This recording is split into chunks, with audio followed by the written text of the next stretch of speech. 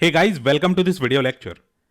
In this video lecture, we are going to see the usage of group by clause. So earlier we have seen the group functions. In the group functions, we divide the entire data sets into various groups, and for every group, we have a single row as an output. So in the last lecture, we saw how to consider the entire table as a single data set or a group, and then we had only one row as an output. Here in this video lecture, we are going to see how to divide it into multiple groups with group by. So now I have already written and tested all the queries that we are going to use in this video lecture. So we really should not spend a lot of time in writing the queries. So don't worry about the queries. All these queries are available as downloadable PDFs with this video lecture. So select star from film is going to select all the records from the table film. Now if I say select sum of rental rate from film, it is going to show us the summation of all the rental rates. So the total is 2980, probably in United States dollars.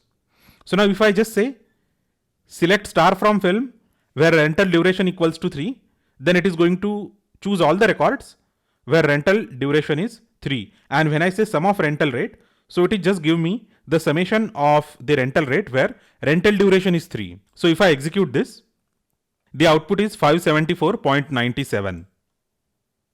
And if I say select sum of rental rate from film group by rental duration, so our entire data set will be divided into the various groups according to the rental duration, and it is going to compute the summation of rental rates according to the criteria of rental duration. So for a distinct rental duration, we are going to have one group.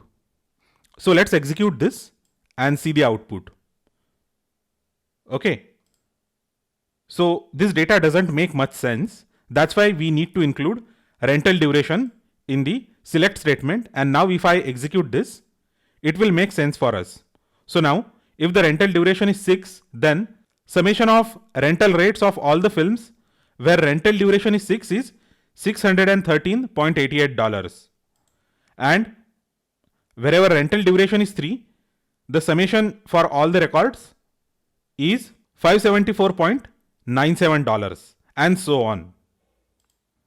So in the similar way, we can calculate the average, and we can even calculate the mean and max and all the other statistical functions that we have seen earlier. So this is the minimum, and if I execute this, this is the output. So it seems that the minimum rental rate in all the films where rental duration is 63754 is 0.99. Now we can even add more columns to the select statement, and all those columns should be there in the group by. So whatever columns we are using in the select statement, they must be there in the group by. So this is the standard form of group by queries. So if there are n number of columns, the same number of columns as well as the same column should be in the group by statement for the correctness of the query. So if I execute something like this, then it divides the entire data sets into the groups according to the rental duration and replacement cost. So for every combination of rental duration and replacement cost, it is going to calculate the summation of rental rate. Okay. So here rental duration 6 appears twice because the combination 6 and 22.99 and 6 and 20.99 is there. Okay. So there might be more occurrences of 6 here. Right. There are more occurrences of 6. So here the combination is rental duration and replacement cost for grouping the data. So earlier it was only rental duration.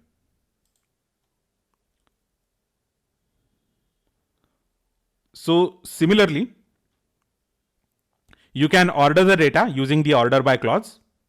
So if I execute this,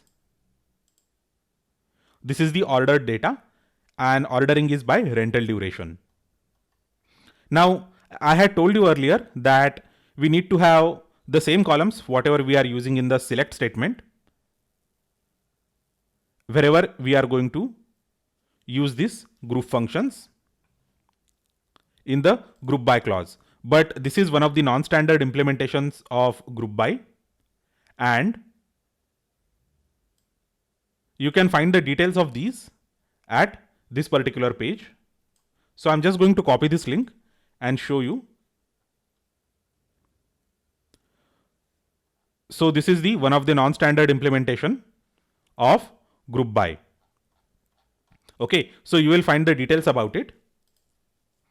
And see, here we don't have any group by, but we still have a column in the select, and the query will not fail. It will not return any error, but the output will not be what we want. Okay, because we haven't said group by. So now if I just add group by to this, let's say rental duration, and here I am adding replacement cost, still the query will execute. Again, this is one of the non-standard implementation because we don't have the same columns in the select and group by. Here we lag one column, that is replacement cost. Now if you want logically correct output, then you need to include rental duration as well as replacement cost in the group by clause. So if I execute this, this is the output and this is the logically correct output. So this is how we can use group by clause, which is used to divide the data into various groups according to the values that are stored in the column. And for every group, we are going to have one output. So the same way we can use the group functions, and we have seen that we need to have same number of columns in the select and the group by clause for our result to be correct logically.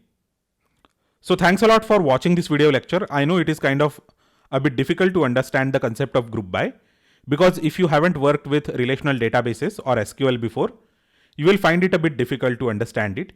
So practice makes man perfect. You need to practice group queries, and once you practice, you will be able to write very good group by queries with group functions. So thanks a lot for watching this video lecture. Do let me know if you have any questions, queries, and comments. Thanks a lot once again, and I will see you next time.